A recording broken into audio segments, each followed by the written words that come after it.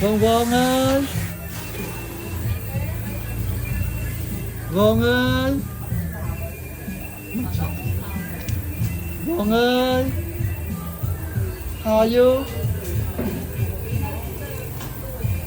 Ủa cái yên kia nữa. Vâng ơi.